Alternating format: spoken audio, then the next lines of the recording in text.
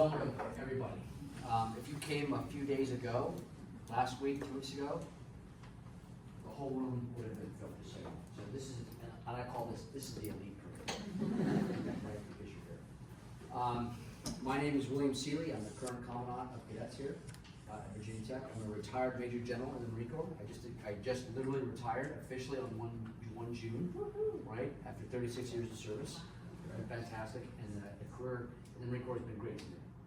And I was afforded a very interesting opportunity, and then somebody reached out to me as I was transitioning last year, or getting ready to transition or retire. We call it transition, there's no such thing as retirement. Hey, would you be interested in coming down here to serve as Commandant? And of course I said yes.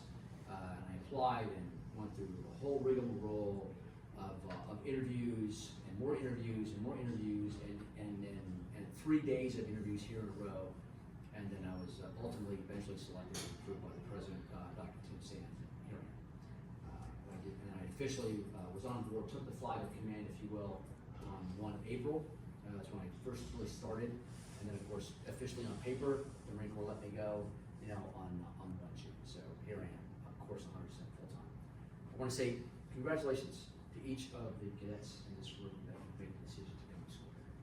It's a fantastic decision. I think it's a very important decision as you prepare to take on your next, set of stages or paths or journey or whatever it is you use for yourself. Okay, it's part of your life journey, right? It's a great. I don't think you will be disappointed in that one. And to moms and dads, congratulations also to you for hopefully having shared in this decision, right? And supporting your son or daughter to come to school. It's a big deal, right? To have that family support. And the idea of the next 4 to 5 years, depending on your major, if you're a 4-year, graduate, or if some reason Virginia Tech is going to extend you the extra semester because you have very complicated engineering degrees and curriculums, great. Good 5-year journey, and that's going to be a shared together with friends and family and moms and dads. That's really important.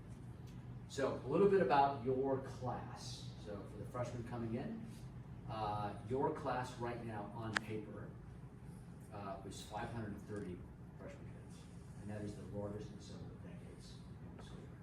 Doesn't sound like much, but it is, trust me. At one point through the history of this school, and I'll talk about it here shortly, the core had gotten down and fell to just below 300. That's all 4 classes. So the fact that your class coming in as strong as you are, the great class 20, right, with 530 right now, that's awesome. My challenge to you is that you keep all 530. Don't any of your classmates decide I want to quit or move away and do whatever you got to do. You should start together and finish together as a class. You will join after your new cadet week, that following weekend, and you have a big cadet parade, new cadet parade. 900 or so of your upperclassmen best friends will come back to school and move in. And they're going to make the core, roughly, 1,430 cadets. Right? That's huge. So, again, doesn't sound like a lot? It is. BMI is just over 1,500. That's our comparison. Texas A&M is only 2,500. Right, so you kind of get an idea of the numbers. That 1,400 number that I've kind of thrown out here right now, we'll say 1,430 for your case, is the largest class of cadets, if you will, formation since 1965. And that's how important your class is to this organization, the history of the school. So the history of the school, when eventually the world learned it, cadets started in 1872. William Caldwell, the statue that you see on the stairs behind the Lincoln Hall, the first student/cadet to come to school. And he marched here 26 miles from the school. And the school was started under the Land-Grant Act, which was signed by President Lincoln in 1862. And that World Act, the Land-Grant Act, law, afforded federal lands and resources to states to start men's military universities and colleges. Okay, with the idea, it had to do 3 things. Produce military trained officers, or officers who serve in the military rather, farmers, and engineers. And hence the name of the original school here in 1872, Virginia A&M. Right, so we're all familiar with that, like Texas A&M, Florida A&M and some other schools, agriculture, chemical. So that's how it kind of started that way. And so eventually, over time, it changes from Virginia A&M to we evolved now to eventually what we are now. Okay, it's kind of BPI. So with that, the Land Grant Act, though, and the mission of the Land Grant University to support our communities, okay, never went away. The school retained it. It retained its ethos, if you will, and that's listed right here under ut prosim, right? In Latin, that I may serve. And you're gonna say that for the next 4 to 5 years, and then when you leave as alumni, it's gonna be on everything you'll ever do. And it's a great foundation for what we do here, right? As a university, but more importantly as a corps, right? As a cadet. Because ultimately, being a cadet, fundamentally, it's about public service. It's about service to nation, and that's a huge thing, right? And you're making this decision, okay? As I'd say, am I board? There's not a lot of people out there right now of your age that are saying, yes, I want to serve. There are very few, very few. So with that in mind, that's where we base everything off of. Ut prosim. It all starts from there. And everything starts also from, and what you've seen on the pillars out here in the atrium, and if you go down to the pylons of the War Memorial and our chapel kind of centerpiece here, what do you see? You see the words ut prosim? You see the words brotherhood, leadership, service, sacrifice, right? Duty, honor, loyalty. And those are your core principles, those are your core values that you will learn and live and serve by as a student. And that's a great opportunity, that's a great experience. Not everybody gets to say that. Right? Let's talk about academics, okay? And now my relationship with moms and dads here, right? So moms and dads, you put a lot of effort, support-wise, love-wise, guidance-wise, leadership-wise, maybe some of that's financial as well, right? So son or daughter comes to school here, okay, this is it, make or break, do well, get good grades. This is not high school anymore, right? This is real, like, some of you, it's gonna be like real math. Like, and it was real math for me when I was a youngster, and I realized I'm a political science major, right? I'm just being honest. Like, I would move up and out and say, right? I couldn't do the physics, couldn't do the math, and calculus. It's all good.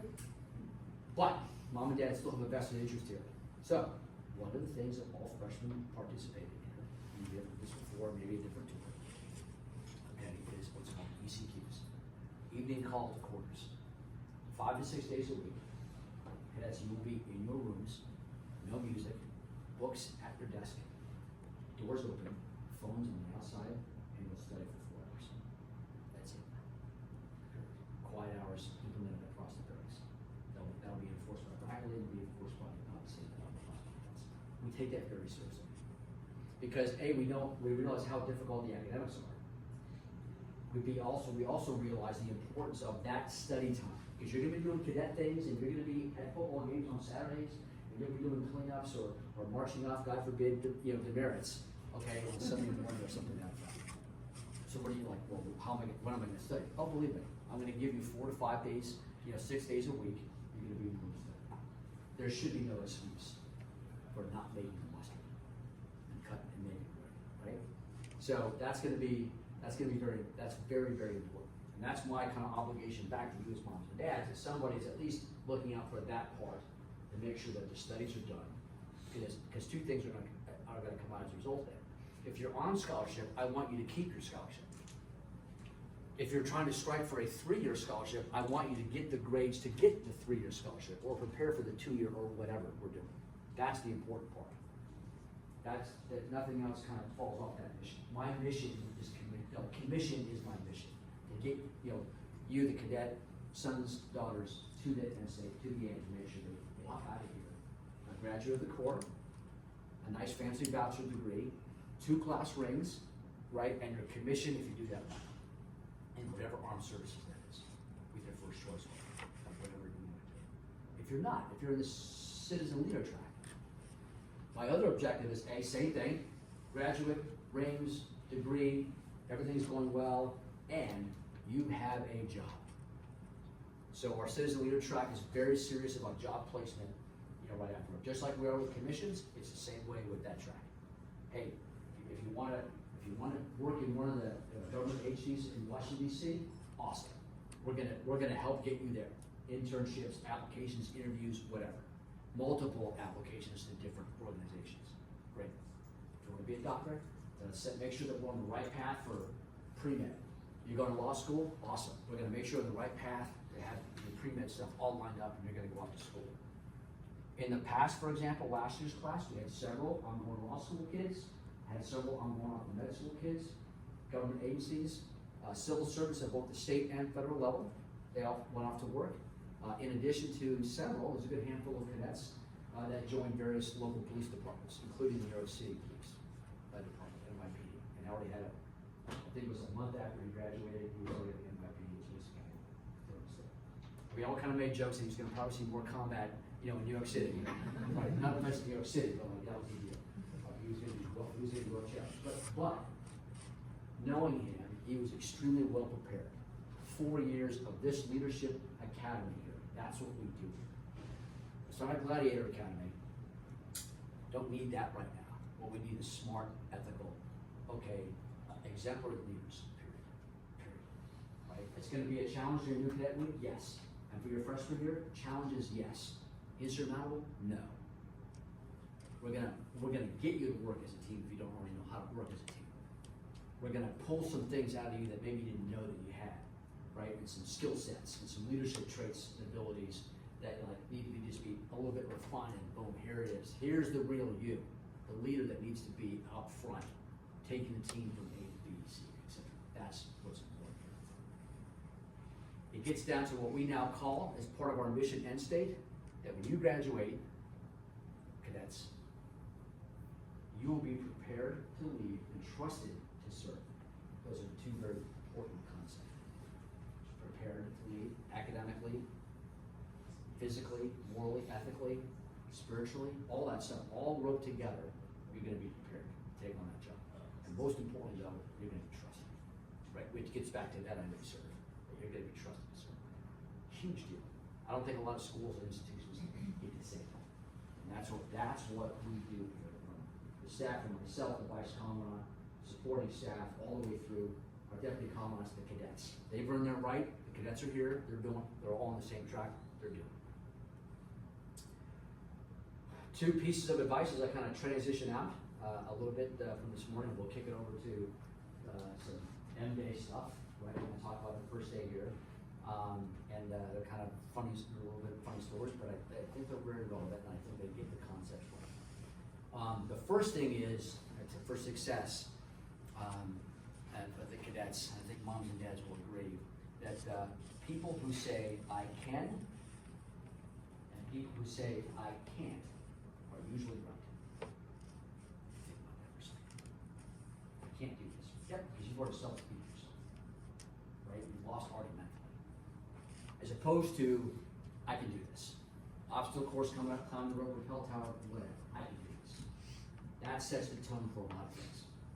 We want you to say, I can. We never want to say, I can't, or I won't, or I won't make that. We're moving on. That's high school stuff, right?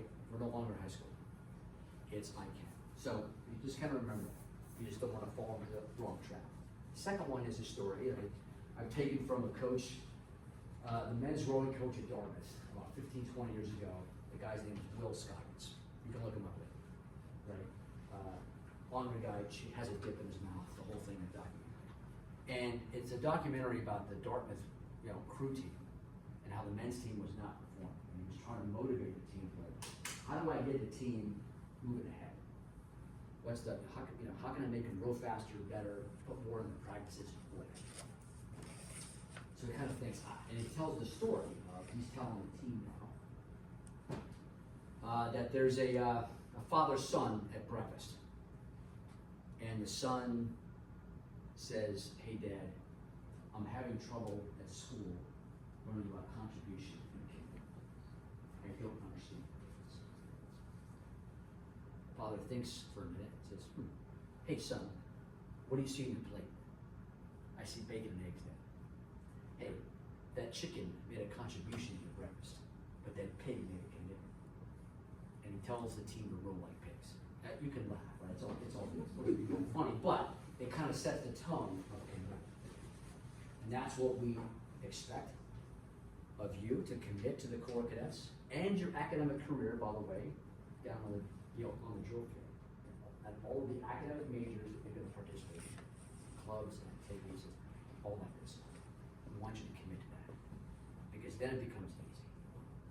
Then it's a great 4-year experience of just pure leadership, starting at New Cadet Week, right then and there for New Cadet Parade, to classes a week later, to finding your interest groups and your people, kind of thing, or whatever that may be, being part of this great institution called the Corps Cadets here at Virginia Tech.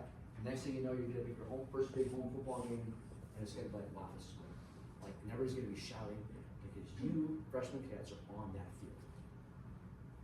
You're the ones down there, not the seniors and juniors and upperclassmen. You guys are all, except for you're in the band, you're in the Heidi Tigers. You can be on the field too. Everybody else is going to be up in the stands, but you're going to be in the field. Not too many people get to have that experience, sure. Right? Especially just students. It's very important. Forgot to talk about clubs and activities and academics, so I'll kind of backtrack a little bit. At the end of your second week, roughly, there'll be an opportunity for you, and I'm going to encourage all of you to go down.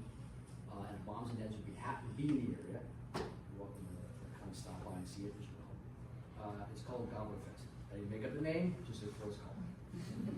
It's on the drill field down here, and if you've seen how big our drill field is, it is filled with tents, with everything from science clubs, fraternities and sororities, you name it. Right? If you're saying, why am I mentioning fraternities and sororities? Because your sophomore year, if you so desire to rush a fraternity or sorority, we actually allow it. As long as it doesn't interfere with, you can't stay overnight, you can't live there at the dorm house, you gotta be back in the barracks, all that good stuff. Right, but you can do it. And there are some who do it, and that's good. That's on one side. Other side, there's an extreme, and there's everything in between, but on one end of the spectrum, there are the two clubs I like to talk about. One's the dairy club, all things dairy, and you can imagine who's in that group, right? And they sell milkshakes at the football games. There's also the chocolate milk drinking club, and they sit in one of the dining facilities, and exactly, they sit around and drink chocolate milk and tell stories. Awesome. The other side, and I was here last year with my son, who goes to school here as well, and I was kind of peeking over, I'm looking over, like, why are these people here? I'm short, and I gotta move my way in. And there's a kid, and no older than you, okay? And he's like, yeah, sir, this is a 2-stage low Earth orbit rocket, and we're gonna put this satellite in it, we're gonna launch it in space together. What? Yeah, that's what we hear. That's just one. Then there's the other rocket club doing the same thing, and the other one. And then there's the multiple drone racing teams. Then there's the crew that makes the drones, right? Club. And then there's the tunnel boring club. Like, what? I didn't know what that was either. I'm like, no, they have a boring machine. It's remote controlled, and they made tunnels. All right, that's awesome. We need tunnels, right? In some places. That's what they do here. And they may be faculty advised by a PhD. It's all run by people know what we're doing right now. That's what's amazing.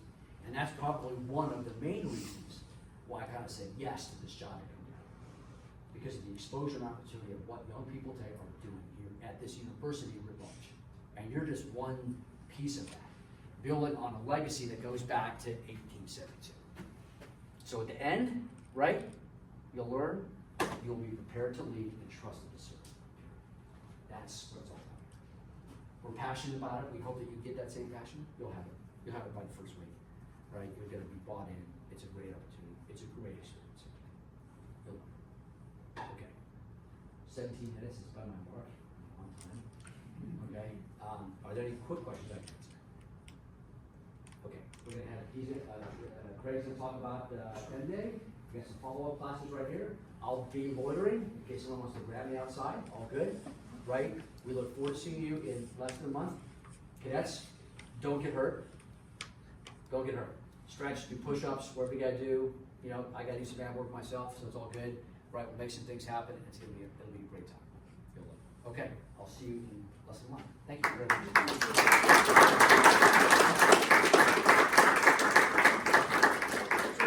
Good afternoon. afternoon. I'm still Craig Allia. As you can tell, within the Commandant staff, between myself and the Commandant, there is a restriction. You have to be 5'8" or below to be on the staff.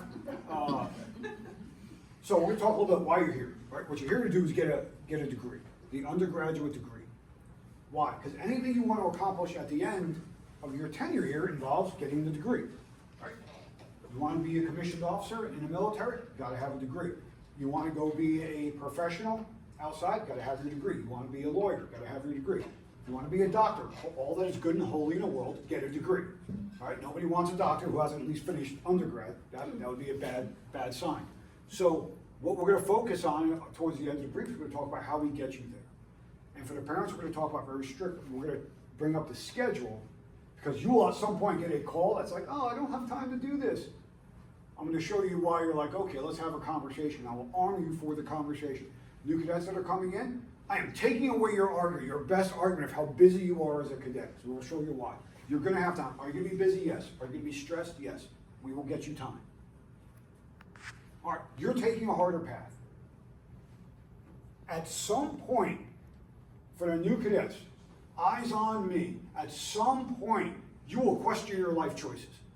Right? You had options to come here. At some point, you will sit there and be like, I could have gone to insert easier school here. Right? And yes, you could have. I too question that. This is the right path, because it is the hard path. I would encourage you on your way home today, talk with your parents and ask them for a point in time where they chose an easier path. And they will almost always tell you it was not the right path. We've all made that mistake, right? That's part of growing up, it's part of maturing, is you make decisions that you're like, man, I wish I had done that differently. That's life, that's okay. But if you ask in a moment of honesty, they'll tell you, hey, yep, I did this, looking back, I really wish I had done this. So you're already starting on the right path. It's the harder path, but it's absolutely worth it. So now we're going to start talking about the steps along your path. All right, so now we're going to start getting into some details. All right, so what are we starting with? Right, so today, right, a lot of you got housing, you've already got your dining plans, you got your uniforms. In other words, you have some place to live, some place to eat, and clothing to wear. And the clothing, as all of you have found out, awesome, stylish. You'll wear it for the next 4 years, right? And you're gonna look awesome in it, right? We've got your medical, right? There's opportunities to get medical treatment here. All of that's going to be taken care of. You're going to eventually get, as you get it, your arrival times and your company assignments. We'll talk about that in a second. But you'll know when to arrive here for M day, for move-in day, right? Then we'll get your classes set up. And then, surprisingly, it will go, like I said this morning, while it's happening, it is not going fast. Right? You're going to sit there and you're like, dear God, the clock is going backwards. Like, how is it only Monday? And during New Cadet Week, it goes extremely slow. But you will get there. All right, so let's talk some details. Packing up. All right, my favorite one is, gotta have the teddy bear, right? And the kid who is screaming because all this stuff's about to collapse on top of him. All right, folks, use the packing list. Use the packing list. There's a reason it's a packing list. It's a list that we want you to pack. Don't need anything that's not there. You've seen the rooms. They're small. There's not a lot of storage. So if you give extra stuff, no, and this is normally, okay, and for those of you that have had students go to like regular college, like, hey, do you want some lights? Do you want this? No, because you've got to put all that stuff someplace, and it ain't going to be in your room.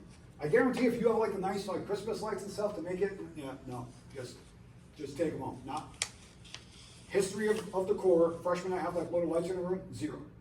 All right, so you're not going to be the first. So, pack what's on the packing list. By and large, this is it can fit in a car. Here's the other reason you want to do this. Parents, you are the ones going to be moving their stuff. Here's how it's going to arrive. All right? You're going to sign up for your timeline. Remember, we are trying to get roughly 530 of you moved in 4 hours. So, we need some assistance from you. So, arrive on time, have your stuff all packed up. What's going to happen is, you're going to pull up, you're going to unload the car, you're going to put it in a cart. Your cadet is going to go start in process. All right, if you're a male, you could have your awesome short haircut. Female, you have your hair up. All right, all of us, for the males, look, if you think you're going to look good with your haircut, you are wrong. All of us look terrible. I have been there. My wife still makes fun of me in that picture. All right, so you're going to look awesome, but everybody's got it. We all look ridiculous together. All right, so you're going to unload it. You're going to park your car in North End parking lot. North End's probably where most of you parked today. Here's the great news. We are a kind and benevolent organization. We will pay for your parking that day. Of course, practically paying for itself. Right? You'll get like the $8 or whatever it is, you'll park, then you will walk back. There will be cadets every place. So if you're like, oh, hey, I just dropped my stuff off here, somebody will guide you there. Come get your car, move it up to the cadets room. I'm going to sound sexist, but I'm going to really focus on the moms. Mom, do not make their bed. It is a waste of time. It's just going to get torn up anyway. Save yourself and your new cadet the energy, because it's not going to be exactly the way they want it, and we're going to teach them how to make the bed. That's all part of the Fun Fest we'll talk about in a minute. So arrive at your class, arrive at your scheduled time, new cadets start in processing, we'll drop it off.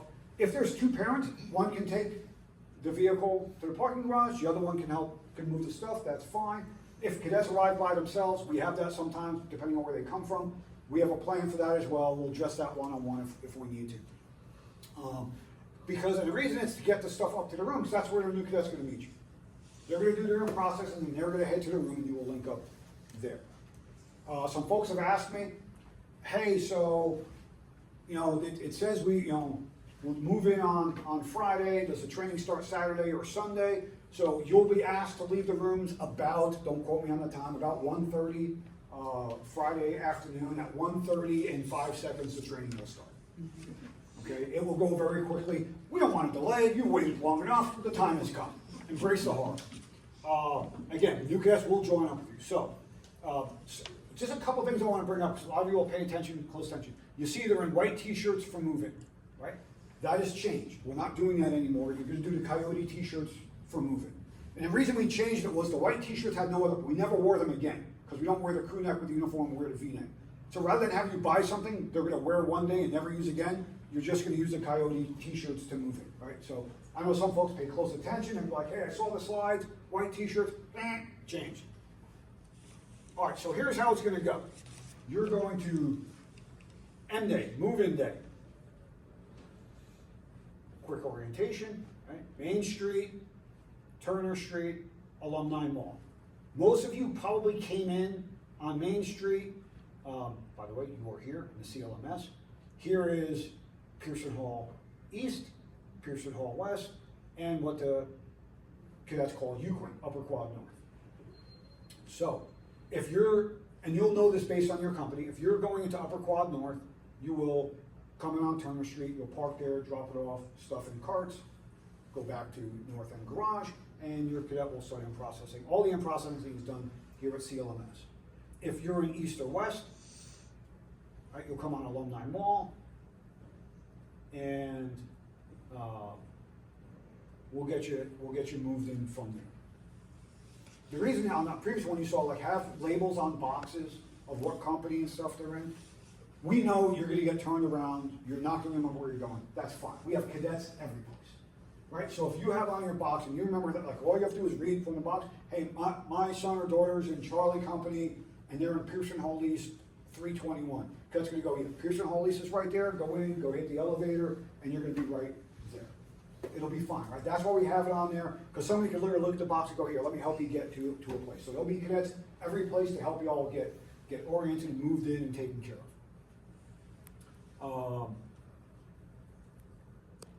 So, what happens during New Cadet Week? This is what I like to call, you get a full week of 17 hours of awesome. Right? You wake up at 5 o'clock. Now keep in mind, we take away your watches, we take away your phones, right? So you're like, but how do I know it's 5 o'clock? And how will I wake up? We're going to help you with that. Right? We're going to gently wake you up at 5 o'clock in the morning. And the first thing we're going to do is we're going to say, let's go get after it, right? So physical training, right? PT right away. It'll be, you'll love it. You'll love every minute of it. Then personal hygiene, that's take your shower. I'm going to tell you, this seems like a lot of time. It's really not, right? Because that's also personal hygiene, getting your rooms ready. it's going to go quicker than you think. Embrace the heart. About this will be the time of, I should have gone to insert easier school here. Again, gentle nudging, wake up, flag formation, morning chow. I mean, we feed you. The food's actually pretty good. I mean, look how happy everybody looks. Right? That's just excitement in a bottle right there for everybody. Look there, kids. You're all having fun. So you'll eat. It'll be fantastic. And then you start training. And then, we feed you again. Lunch. This is practically a day camp. All right? Then you're going to go through training and orientation. We feed you a third time. Again, benevolent dictators. Then you'll do training, room prep, uniforms. You'll learn, the next things you'll work on, whatever you struggle with that day. And then, like in all seriousness, we do a health and welfare check in the evening. Right? Health and welfare checks a couple things. You're going to be marching around in your boots. You're going to be marching around in your shoes. We're doing foot checks. Make sure you don't have any blisters. You have blisters. We have somebody here to help take care of them. What's called moleskin to help take care of that. We do a check to see how folks are doing emotionally. Right? We've had the funniest one I have is right. We would give a card out, and every new cadet has to fill out green, amber, red. Right? And if you're amber or red, somebody is checking on you. Somebody's always checking on you with, hey, so what's going on? What's the problem? And it could be a whole host of things that go on. Everybody has stressors when they leave home. We had this one kid that was just crushing, right, doing really well, and he checks red. Right, so squad leader goes in, platoon sergeant goes in, check on him. He's like, no, I'm doing great. Like, okay, just note it. Might be something going on. Second day in a row, he checks red. So now they're like, oh, well, 2 days in a row, gets the company commander to come in and sit down, clear out the room, hey, man, what's going on? This 2 days in a row, you've checked red. Now we're concerned about you. And he said, sure, red, I'm fired up. I'm ready to go. So red. Okay, step one, read the instructions. Okay, red does not mean fired up. Red means you're in distress, right? Green means, like, think of it as a stoplight. Red doesn't mean accelerate, it means stop. And so he's like, oh, then I'm green. Yeah, okay, we got that. What's your major? Engineering. Rethink poli-sci. Right, I was engineering, went to poli-sci, so thought I was smart. I wasn't. And then lights out. And this will be a part of this health and welfare is to try and get heart rates down. All right, try and get stress down. One of the techniques we used for First Battalion when I was Deputy Commandant, is you have to write down 3 things each night. This is a technique I would encourage you to use.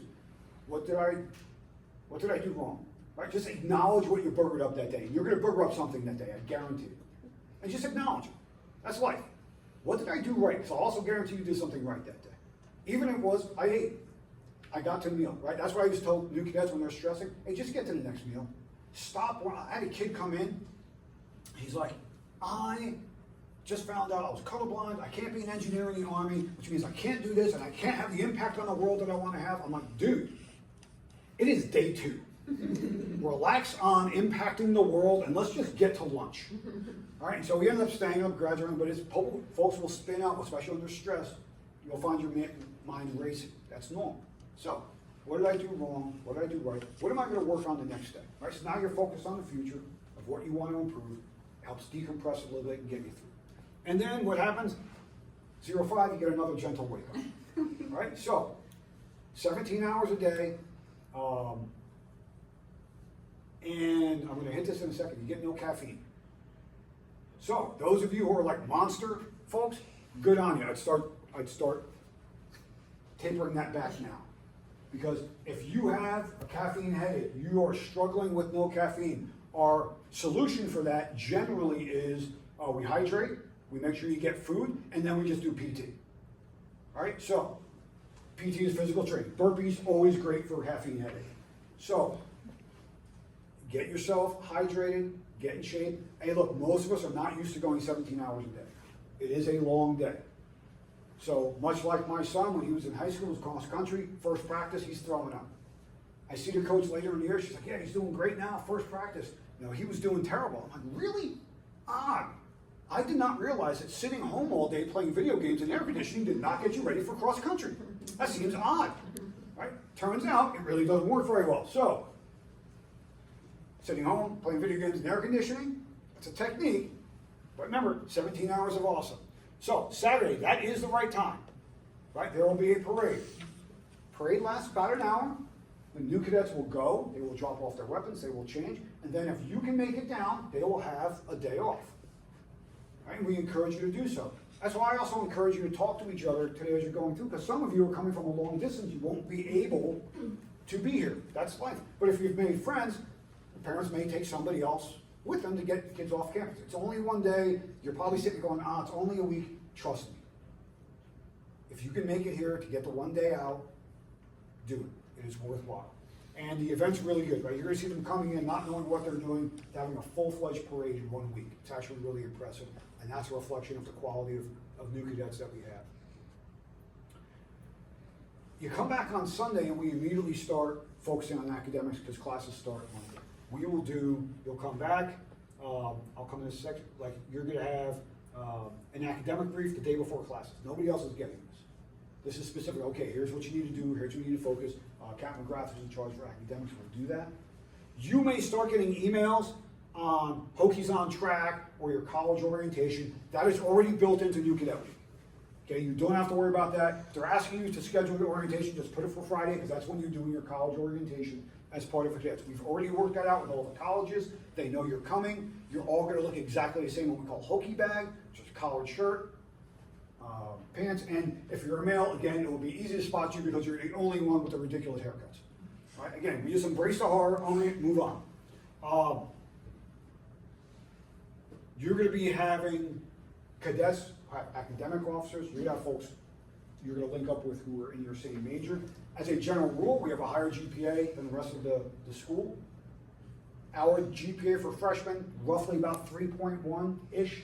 GPA for freshmen in the rest of the university, about 2.9. Doesn't sound like a lot, but you're constantly chasing that 3.0. So even with everything else we have you doing, we put you in a position to be successful if you're willing to put forth the effort. Parents, new cadets, FERPA. Okay, this is real. Okay, so this is one you're gonna have. We cannot give you any information. Your kids, when they get here, they're adults. You ask about their grades, I can tell you nothing. You call a professor, they can tell you nothing unless you have a FERPA code. Now, most times, I've had 3 kids go through college. I never called checking on grades, right? What I did check on, though, was their accounts, if it was paid, how things are going other places. So even stuff like that, they're going to ask for a FERPA code. So please have that conversation, that your parents have access to it. My rule was, if I'm paying, I get access to what we need. But really, it's typically going to be something with finance or some other admin thing that if you called and you don't have a FERPA code, can't help. The other way you can do this, you can email. Like if a parent wants to call me about something, you can email and say, hey, yep, it's okay for you to talk to my parents. Another technique, if the parent calls, and I did get this call over break one time, and the parent was like, hey, I understand. The father was like, I understand my son got in trouble. I'm like, yes, sorry, I can't really talk about it. Do you have a FERPA code? He's like, no, I'm not home, I don't have anything. He's like, but my son's here. Can he authorize you to talk to me? Sure, verbal is fine. He's like, Mark, get over here. Talk to your deputy commandant. I'm like, hey man, can I talk to your dad? Yes, sir. I don't know if it's a hostage situation or not. I didn't care. I had clearance. I was good. Right? But this is the law, right? I can't talk. And then, yeah, he was in trouble. And then he came back about 4 pounds lighter in the butt after his dad was done with him. Hey, parents, here's what I'll tell you. I love your students, but typically when you're having a conversation, you're only getting about half the sandwich, right? And don't think of it getting cut in half. Think of it like the part you lift off the bread. Like you're getting like the little bit of lettuce and the tomato that's stuck, right? And the rest of it's beneath there. That is routine. So when you call, be prepared for the meat and cheese because it's coming. All right. Here's your schedule. Some would say if you're Air Force or Navy, you have chosen well because their PT, you either have PT Monday, Wednesday, or Tuesday, Thursday. Okay? Now, you have to work this with your academic advisor to deconflict your schedule. Now, the great news is if you're Army or Marines, right, PT is at 5:30. There is no class conflict at 5:30 in the morning. Welcome to the Army, right? It's awesome. Civilian Leader Track does the same thing, except theirs is on Tuesdays and Thursdays. But here's the deal. So now, like, to be honest with The VPI lab, ROTC, that's when they do additional training. The core lab is typically guest speakers. And you see what the boss talked about was evening call to quarters. This is not high school. You don't have 8 classes a day. You're not going to class from 8 until 3. You'll have 3, maybe 4 classes in a day. So what does that mean? Like in all honesty. So if you have Army PT at 5:30, the rest of your day is academics. There are no core activities. So if you have 2 hours in between class, that is when you should be doing your homework. You are fresher earlier in the day. This is great, but at 10 or 11 o'clock at night, if you run into a problem, who are you calling? You're not calling your professor, you're not saying, if you run into a problem at 10 o'clock in the morning because you're doing your homework early, much easier to get an appointment with your professor or ask questions. You are fresher, you are thinking better. The earlier you can do it, the better. So when they sit there and say, I don't have any time, first question you should ask parents, what does your class schedule look like? What are you doing with that time between classes? What are you doing at that time here? Right? Because it is about time management. No one's going to micromanage you. They're not. We're going to tell you have to be in your dorms, and you heard the commandant talk about phones away. Why? Numerous studies out there that the biggest distractor for college students, academics, is their phone. They're constantly searching it. You hear a buzz, you stop what you're doing. The phone's out of the room, so you focus on one thing. But if you're really doing well, it took me a little while to figure this out in college. If you're doing your homework in here, you don't have a lot of homework here, it makes it a lot easier. You can get to bed earlier. It becomes a positive feedback loop, right? I get to bed earlier, I wake up, I'm fresher here, I'm more efficient during that time, I get my homework done, I go to bed early, right? It becomes positive. The opposite end is what I started out as. I'm dead serious. I'd wait until here, I'd stay up late, do homework, not get a lot of sleep, tired during the day, find some time to take a nap, right? And then it becomes negative. I'm staying up late, I'm tired during the day, I'm asleep during class. It was a vicious cycle. My grades went up dramatically once I broke that cycle. So just going from there. All right, these are key dates. Take a picture of this. I'm going to cover 2 things, and I'm going to move on pretty quickly. 1921, pass and review. It's a parade. This says open weekends for the Corps, 27-28. Unless you're in the Army, you have a field training exercise. Get after it, embrace the horror. Right? You'll be in the field, getting eaten by bugs, really hot, it's fun, but you don't have a free weekend. That's part of the training. That's also why they have one of the top ROTCs in the country 2 years in a row, the #1. Thanksgiving and Christmas, Thanksgiving and winter break. Thanksgiving, the last core activity is Friday formation. That does not mean you can leave after Friday formation. You gotta look at what your class schedule says, because your class is still going, you gotta be at class. Okay? For winter break, you're not gonna know that till about 2 weeks into the academic year, because that's driven by your final exams. And the reason I say 2 weeks is you gotta make sure you talk to your professor. All of your classes will have a final exam. But it may be, hey, the final exam's on Thursday. You're like, oh. But then the professor may say, no, it's scheduled for Thursday, but your last paper counts as your final exam. We don't have a final in this class. So now you can leave early. But that's between you and your instructors. That's why I say, for folks looking maybe for plane tickets or when you're going to leave, you have to talk with the student when they have a chance to meet with their professors. So typically about the second week of academics. All right, between now, do something every day, do a workout, get your clothes together, walk in your shoes or your boots, just do something productive. Doesn't have to be a lot, but that will save. Look, the night before, you don't be going, Mom, I don't have enough underwear. All right, that's a problem you don't want to find out the night before when you're packing. All right, and then you're running down and getting the cheap underwear from Walmart, and it's terrible for everybody all around. All right, so you're going to talk about the tough conversations here in a second. So now we're going to talk stress and resilience. So you're thinking to yourself, stress is essential to leadership. Anybody that has any responsibility endures stress.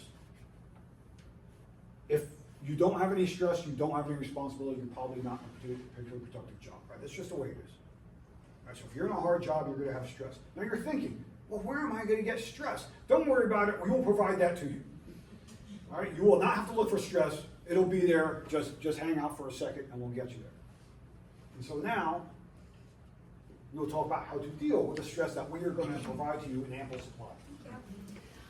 So my name is Colleen Driscoll. I work in Hokie Wellness, which is our wellness department on campus. We partner really closely with the Corps of Cadets. So new cadets, you will see myself or someone from my team many times through your 4 or 5 years in the Corps, especially your first year. Starting new cadet week, we come in and we do some trainings around what does it look like to manage stress, all of those things, which is why I'm here today, is we want to talk a little bit about stress, what it looks like, skills to manage it, and what you as families can all start doing now to prepare for when stress hits. And so the very first thing I'm going to start with, because I'm going to reference this a lot, is remembering what your goals are and thinking about what your why is. When things get hard, when stress hits, when you're faced with adversity, it is really, really easy to give up if you don't have a reason why you're doing it. If you're just like, wow, this is really hard, it is so easy to just be like, I'm done. We're not going forward. But if you know what your long-term goal is, you have a reason why you're doing this. It's much easier to keep going if when that stress sets in, you can think of, but this is why I'm doing it. I want to end up here. And that's going to push you through those hard times. So I'm going to reference this a couple of times, but start thinking about that. If you don't have a reason why other than, I don't know, it seemed like a cool choice, start thinking about what that long-term reason is, because that's going to help you to move forward when things are hard. Because again, stress is going to happen. No matter who you are going to face stress at some point in your life. And we tend to think of stress as a bad thing. We all sit there and we're like, oh gosh, I don't want to be stressed out. Stress is really bad. Stress can be good. There are two different types of stress. The first is this idea of eustress. That's this positive stress. That is where we are pushed to be our best selves. We can't be our highest potential if we don't face some level of stress in our lives. Think about a class. If you never had a test or an exam or a quiz in that class, you're probably not going to feel super motivated to study for that class or do your work or whatever. You need that certain level of stress to push you to your highest potential. We want to avoid getting into this bad area of stress though, the distress side of things, because that's where we start to see things like burnout, fatigue, isolation, exhaustion, breakdown, things like that. That's the area of stress that we want to learn how to manage stress so you don't end up with those results. And that's what we're thinking about. Because when we think about stress, we often think about how it affects our mental health, but it affects all the areas of your well-being, your physical well-being, your social well-being, your academic well-being. When you don't know how to manage stress, you're going to feel detrimental impacts in every single one of those areas. And we want you to be holistically well-developed human beings. That's why we want you to learn these skills, is if you can learn how to manage stress, you're going to be a better leader. You're going to be a better student. You're going to just be a better version of yourself. And that's our goal, is to give you the skills to do that. And so one of the things that we use here at Virginia Tech is what we call the community resiliency model. This is just one tool for managing stress. And again, new cadets, you are going to see me or someone from my team multiple times to go more in depth on this. But we also want to give an overview of community resiliency model, which we call CRIM, here with your families here, because when your cadet calls, we want you to understand the language they're using. One of the big pieces of CRIM is having a shared language to talk about stress and how we manage it.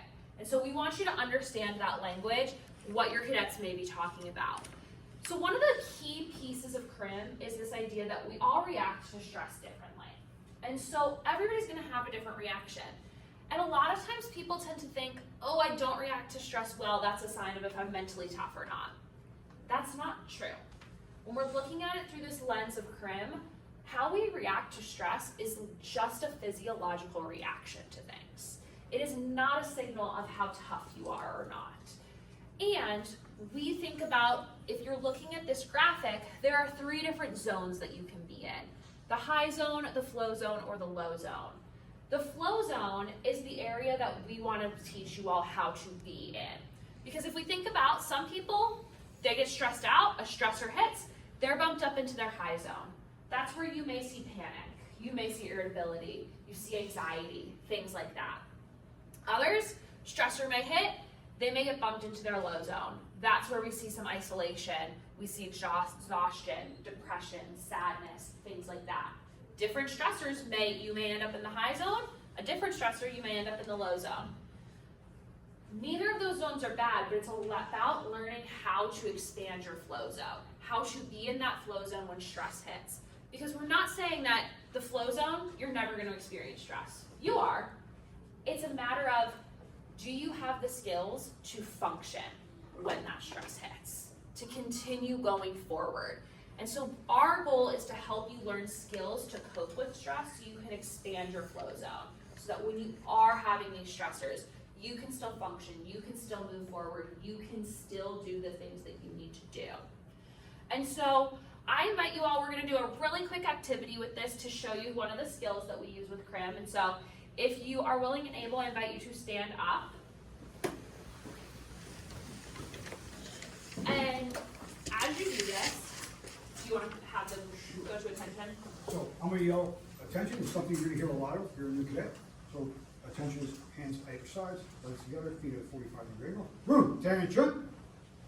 And so now as you're standing here, I want you to focus on the muscles in your face. And just notice what's going on there. And I want you to move your attention to the muscles just around your eyes and see if you can relax those muscles. Notice if there's any tension there. See if you can relax them a little bit. And then I want you to move your attention to the muscles around your jaw and your mouth and notice if there's any tension there. See if you can maybe separate your back teeth a little bit, release some of that tension. Just notice what it feels like. And then just move your attention to your feet and notice how your feet are making contact with your shoes, how your shoes are making contact with the ground, what that feels like. Just notice where in your body you maybe are feeling some pleasant or even just neutral sensations. All right, thank you. You can go ahead and sit down. So we do that activity because this is one example of a skill called grounding that we use in CRIM.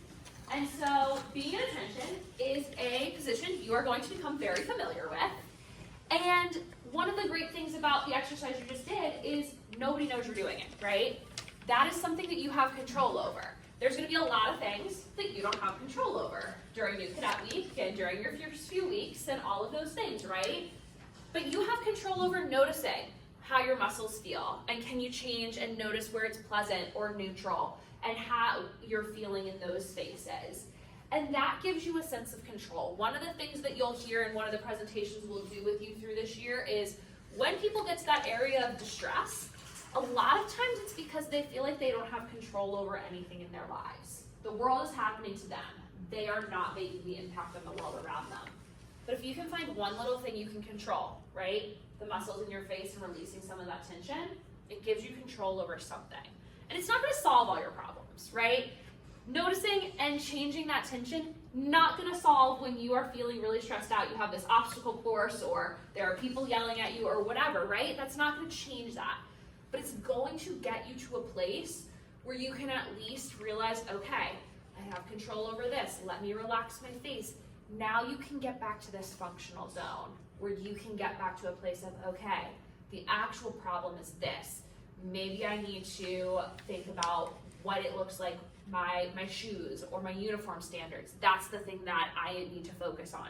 You now are at a place where you can fix that because you're able to come down from these places where you're unable to function because you've done one thing you can control. So we'll teach you a lot of other CRIM skills as we go through the year, but that's just an example. And one of the things we want you to note as well is that there are a lot of other coping skills out there. CRIM is just one. You're coming in with probably your own coping skills that you already have. We want you to have a toolbox of coping skills that you can utilize. So some examples of these, and they're highly individualized. It could be spirituality. For some folks, that's a coping skill. It doesn't have to be religion. Spirituality could be just tapping into something within yourself. For some people, that's mindfulness. For some people, that's meditation, journaling, or it could be religion. For some people, spirituality isn't necessarily their thing. Physical activity is another great example. For some people, going out and getting a run in, great. For me, I love going for a run or swimming. That's a coping skill for me. I have colleagues though that if I ask them to go for a run, that would give them more stress than they're already feeling. And so we know that, right? It's about what works for you. Then we think about social support. We have campus resources, which I'll touch on in a moment. You have your friends, whether they be here or somewhere else, and then family. That's what I'm going to focus on now because we have families with us. And so one of the things that you can help your cadet with is this idea of building a growth mindset, because you're going to face challenges. As a cadet, you're going to face challenges. In life, you just face challenges. And you want to focus on how do you mentally prepare for challenges. Start thinking about that now. When you're faced with challenges, how do you tend to react? How do you want to react? What does that look like? How do you move forward? One of the things we want you to think about with having a growth mindset is you are going to be faced with failures. You are going to be faced with struggles. That is all a part of setting you up for success in the future. One of the things that I like to say here is the only time you've ever truly failed at something is when you choose not to get up and move forward from it. That is the only time it is a true failure. You may not meet your goal the first time, but you can get closer to that goal the next time. The only time you fail is if you're like, that's it, I'm done. Like the general said, whether you think you can or you can't, you're right. And so that's all a part of it. You want to be able to say, I didn't meet my goal this time, but I'm going to try again. It may take you 100 tries, but you might succeed on that 101st try. But if you give up on try 99, you're never going to get to that success. And so growth mindset is this idea of, I haven't mastered it yet. And knowing that and thinking about what your baby steps are along the way. And having that in mind is what's going to get you to that successful place. So start thinking about how you can structure your mindset that way of seeing failures and mistakes as an opportunity for growth, an opportunity for learning. How am I going to move forward from this? And start having conversations as a family now of what that looks like. How have you reacted to challenges in the past, and how do you maybe start changing some of your mindset around that? Because this is going to be really important, having this realistic plan for how you're going to meet these challenges. And so families, again, what is your why? It's a great conversation to start having with your new cadets. What is their why? Because when they call you and they're struggling and they can't remember their why, you may be in a place that you're a lot less stressed, and you can ask them, hey, we had this conversation. Is this still your long-term goal? Do you want to be able to do this? And that's going to help them because they need that support from you to get there. So start having that conversation now, along with other conversations. So we have some cadets who are going to pass out some pamphlets for you all now to take home with you. And they have these family conversation starters in them. One of the things in it is, what is your why? Start having that conversation. There's a lot of other things in there too. Thinking about family expectations in terms of communication, thinking about healthcare, global citizenship, things like that. We encourage you to start having these conversations as a family now, on the way home today. Don't wait until you're driving here for move-in day, because that's not going to be a great time to have these conversations. Everybody's going to be stressed, everybody's going to be overwhelmed. Nobody's going to want to be having these conversations. But start today. Have these conversations, talk about them now, pick one topic a day, and have those conversations as you go through it. The example I always give here, like, I think about the communications one.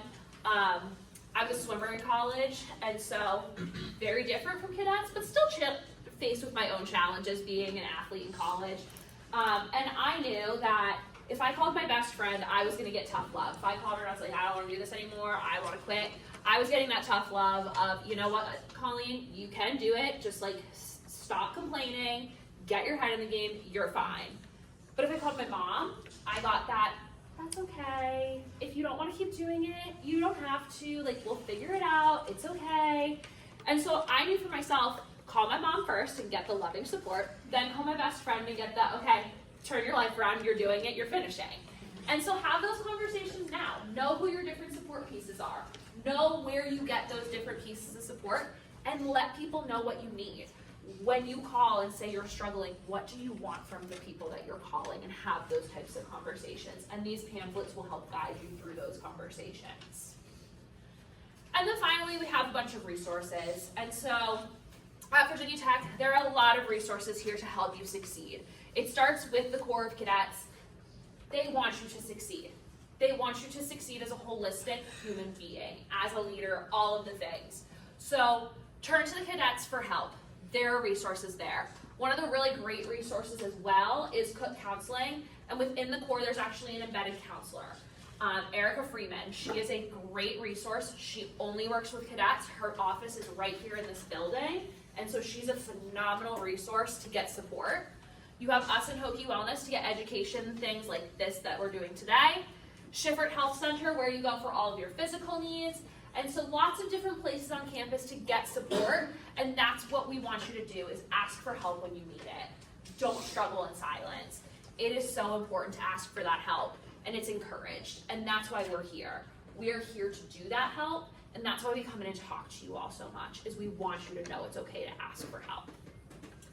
So with that, do you have anything else or questions? Again, this keeps finishing up for most of you, minus your meeting with the ROTCs. Those will be up on the second and third floors respectively. Again, thank you for choosing Virginia Tech. Thanks for choosing the Corps for the path you've taken. If you have questions, we'll be here to answer any questions you may have.